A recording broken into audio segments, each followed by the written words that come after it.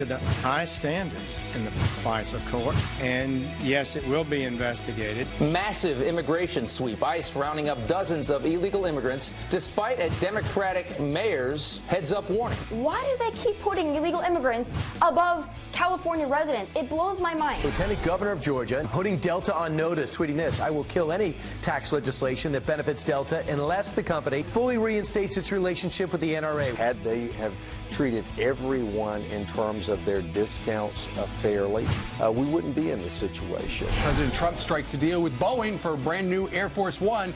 It will save taxpayers over $1 billion. Part of the deal is alive and well, and the president negotiated a great deal on behalf of American taxpayers. The so-called cannabis candidate is bringing a whole new meaning to the phrase joint session. It's important to walk the walk. We're taking big risks here. If you win, will you get high? Definitely.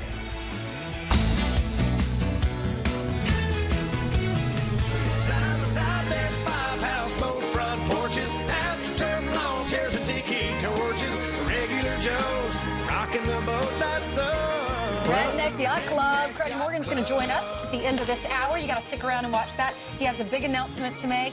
I think we can say, because it's been announced, there's a new reality TV show that starts tomorrow night on Up TV. Okay, well, he's going to come on and talk about that. Well, I found country music artists like hockey players are some of the nicest people you're ever going to meet, but especially him. Hockey players. I just find hockey players happen to be the greatest, seems to be the greatest guys. Not soccer? Right. This no. is surprising me. Well, I'll add those two things, see if they equate. But I would say in terms of an individual, he's one of the most interesting people you can meet. Serves in the military, EMS guy, an up-and-coming, and then he's a star in country music. He's had 3 great careers. Yeah. I think he also worked at Walmart. Right. I want to say he worked at Walmart in like the dairy department. We're going to talk to him about it. Ups and downs in his life. He lost his son recently. Right. Now, we'll add this. If you are writing music, the best thing to do is to experience a lot of things, and that's why it's important. Also, do you remember a time when the word redneck wasn't accepted? One time, remember we had Jeff Foxworthy on and we used the word redneck and people were insulted? Now it's in music and in titles. So at least something is being accepted instead of banned in our society. People have embraced it now. That was the name of his album. Right. So anyway, we've got a busy hour, and Craig Morgan will be here with his family. But in the meantime, let's talk about, you know what, they're probably high-fiving each other at the White House yesterday when the news came down that despite lawsuits from California and other environmentalists, a judge gave the green light, that man right there, U.S. District Judge Gonzalo Curiel, who has a history with Donald Trump. He said it's okay for the government to go ahead and fast-track the building of the wall in California. That's because California filed this lawsuit. They said the National Environmental Policy Act was improperly waived, other immigration and environmental rules were ignored, and they didn't want this wall to happen. Well, this judge has said, no. The president can continue his efforts to build this wall. Right, and he wants $25 billion, and I thought to myself, well, you got $1.8 billion. At least you could start in some of the sectors to get things going. Yeah. And the president has responded in over the last 30 minutes. He said this: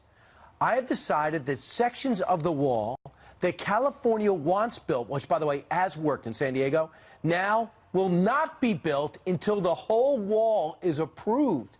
Big victory yesterday with the ruling from the courts that allows us to proceed. Our country must have border security. So he's not going to do it little by little. Well, it's good politics on his part. He said, look, California, you want your part of the wall, right?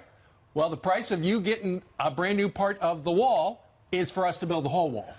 Plus, if you think about it, when you're starting a construction project, don't you want to fund the whole thing? Because you don't want, the fear is you put up one little piece of the wall, you hire this one company to do it, they put all these efforts into making that, and then they buy all the supplies to make the whole wall, and then it doesn't go through. I don't think until the money's there, you don't build the whole wall. And then what happens if there's just like one little piece of the wall that's built and the rest of the border doesn't have a wall? I think the states, I mean, 1.8 is going to fill the sector that they're worried about in Texas, another 2 here, then nothing because there's a river, then nothing because there's a mountain, and then all of a sudden fence works better according to the border agents. Others is some of the invisible technology that we're going to use. So I think this is a total political play where the president said, I'm doubling down. Now that I got permission, I want the $25 billion. And that means he should call up while everyone's still in session and try to get try to get all 4 pillars, of course, but try to get 3 pillars and try to reignite that legislation that had 54 votes in the Senate and maybe spur the Goodlatte bill bill to go forward in the House. Unfortunately, it just looks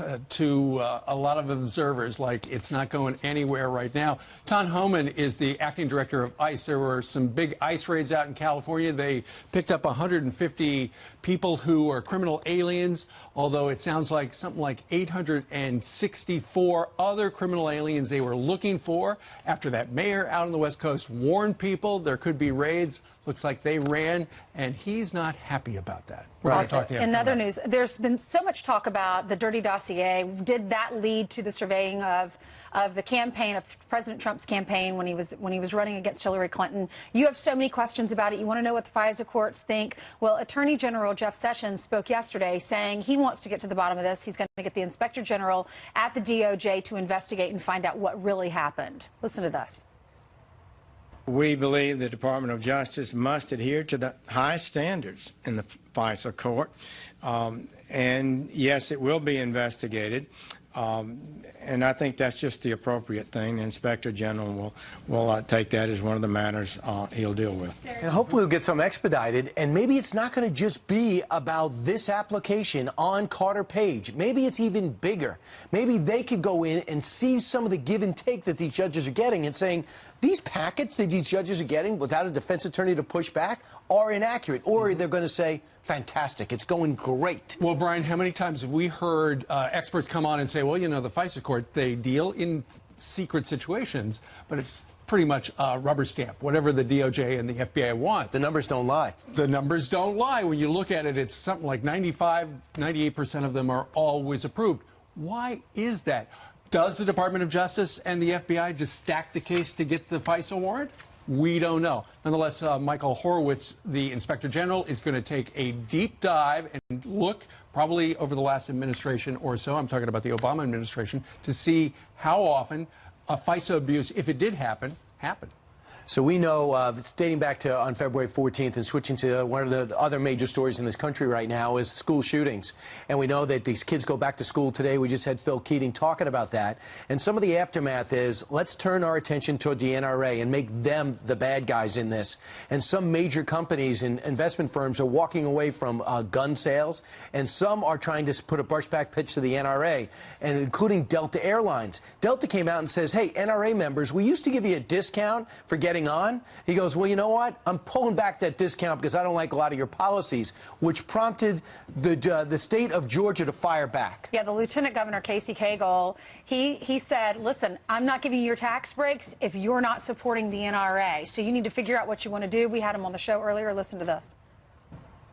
We're here because of the historic tax cut that took place under the leadership of President Trump. Delta has taken action to be very punitive against a principled position. Had they have treated everyone in terms of their discounts fairly, we wouldn't be in this situation. But instead, they chose to single out the NRA and their membership, law-abiding gun owners. And I don't think that's right. And so I have to govern based on principles. So the big question is, if you are a big corporation, what do you do when there's a campaign that tries to get you to take a side in politics? There's some big corporations, Apple, Amazon, Federal Express, they refuse to drop the discount they give to the NRA. They say, look, we don't get involved in anybody's policies. We're just going to offer these discounts to a variety of companies. However, online, there are a number of Hollywood actresses I read this morning who are starting to organize a boycott of Amazon, Apple, good luck, and also Federal Express for tomorrow. A one-day boycott to let them know, hey, look, we're paying attention. Why not an really hour? Gonna feel it. But Delta is the #1 employer in Georgia. This is what's at stake now. And they asked for this. They said, can we have a 0% tax on jet fuel? So it's the #1 hub, the #1 employer. This is significant money. That passed the House in Georgia and was in the Senate, was probably going to pass. And they're saying no. This is a huge standoff in Georgia. It is. Of course, Delta's got $50 million on the line. That is how much this particular tax cut is worth. And there are probably people in Georgia going, was this really a good idea for our lieutenant governor to get into a fight with the biggest employer? Or was it a good idea for Delta to get involved? Right, exactly. There are millions of NRA members, and a lot of them live in the state of Georgia.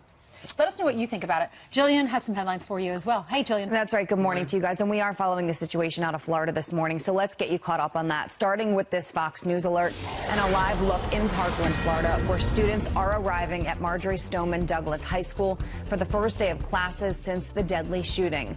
Armed police officers will be on campus all day. The building where the shooting occurred will remain closed. Students will only stay for half the day. Also breaking right now, Dick's Sporting Goods just announcing they will stop selling assault-style rifles. The store will also stop selling guns to those under 21 years old. The move follows the revelation Parkland shooter Nicholas Cruz bought a gun at Dick's last year, but not the gun used in the massacre. This isn't gonna make everyone happy, but when we take a look at what those kids and the parents and the heroes in the school, what they did, and our view was if the kids can be brave enough to organize like this, we can be brave enough to take these out of here. The new rules go into effect today. The president's son-in-law and senior advisor, Jared Kushner, has his security clearance downgraded. That means he loses access to top-secret information like the president's daily briefing. Kushner has been operating under an interim security clearance for about a year. Chief of Staff John Kelly ordered White House officials with those interim clearances lose their access if they hadn't received permanent clearance by last Friday. American heroes sharing a special private movie screening with the president, reliving the moment they took down a terrorist on a train heading to France. Alex Garlotto, seen here on the right, posted this photo with President Trump, along with Spencer Stone, who also helped thwart that 2015 attack. Their story is being retold by Clint Eastwood in the flick The 1517 to Paris. Eastwood asked the real-life heroes to play themselves in the movie. And I know just about a month ago, you guys interviewed them here on the show. Yeah, they've been on a couple of times, and it just is so clever on Clint Eastwood's part to make sure that this reality movie is real. They have the real people. Absolutely. And they want to go on to have careers as actors. That's what we want to do from now on, for the rest of our lives. Yeah. Can I just be the first one to say what everyone's thinking? Sure. Jillian is gutsy. Why? You have worn all white. It's a fantastic dress, but you have to play a perfect game the rest of the day. That means you can't have coffee, you can't have tea, you can't have a soda. I know. Not an RC or a Pepsi. I've been getting tweets that I shouldn't be anywhere near coffee. Right. I have a history. I'm nervous I have a history with coffee and white. Okay. So. All right. If Angel's reading the headlines in the last hour, you know that something went wrong. I'm so glad Brian said what we were all thinking. 12 minutes after the top of the hour, right. Brian. I'm sensing sarcasm, Ainsley. ICE arresting dozens of illegal immigrants in one sanctuary state, but hundreds more may have avoided deportation thanks to one mayor. ICE Director Thomas Homan has a message for her. He's live. And here's one way to pick up votes. Smoke a joint in a campaign ad. We're getting answers from the cannabis candidate of Illinois to questions like this. Average age. If you win, will you get high?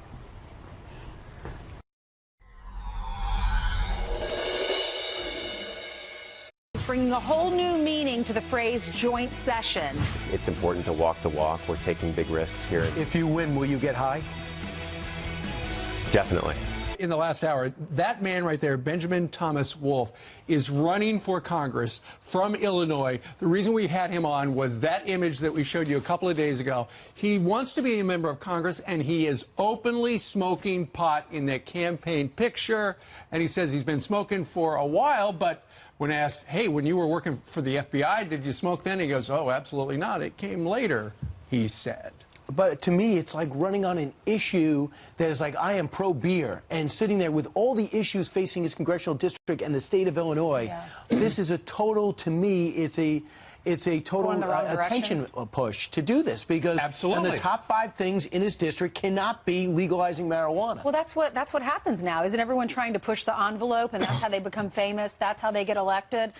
You know, you have to hand it to him. Nice that he's being honest and real. However, it's illegal, and he's running as a lawmaker to make laws, yet he's breaking them. But at the same time, he recognizes that, you know, you look at certain polls, there is a majority in this country that thinks that marijuana should be made legal. But to your point, marijuana right now at the federal level, and he wants to be a federal officer, essentially a member of Congress, it is a Schedule I controlled substance. So while he was sitting right there in that image, that campaign image, he's breaking the law because right. he's not smoking that for medical marijuana purposes. He's smoking it for fun. And by the way, the jury's not in on whether this works or not. On the fun of right away, you get more tax revenue. I get it. They're in stores, people buy it, they pay taxes on it. But it hasn't stopped the use of illegal marijuana. And then there's also additional costs when it comes to rehab, as well as driving accidents and motor vehicle accidents, because people are not only looking out for people drinking, you're also looking out for people getting high, being that it's so accessible. All right, if you want to watch more of that interview and you missed it,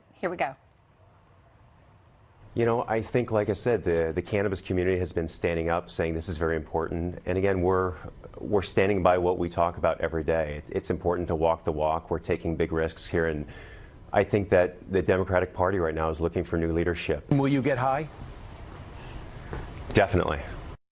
Only get high if he wins. He's talking about walking the walk. Like, when you hear walk the walk, don't you normally think like you walk the walk, you don't just talk the talk, you follow the rules? Well, you know, like another person from Illinois, which is where he's at, he's very honest. At least, you know, Yeah. when Brian, you asked a great question. You're going to celebrate on primary election night if you win by smoking weed? And he goes, yes, right, absolutely. But I don't know if he was being honest when he said he never smoked pot when he was in the FBI. It's hard to imagine you taking that up. Well, anyway, so that's going on out in the great state of Illinois. If he wins, we'll let you know. It's just not what you... He's clean cut, handsome guy, smoking pot in his campaign ad.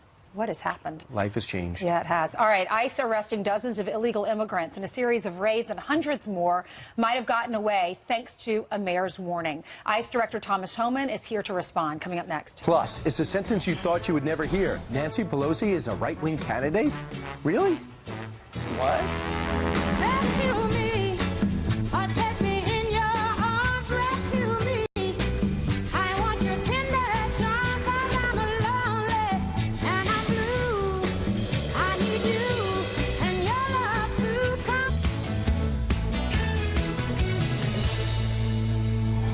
A district judge granting a legal win for the border wall moments ago. The president tweeting this: I have decided that sections of the wall that California wants to build now will not be built until the whole wall is approved.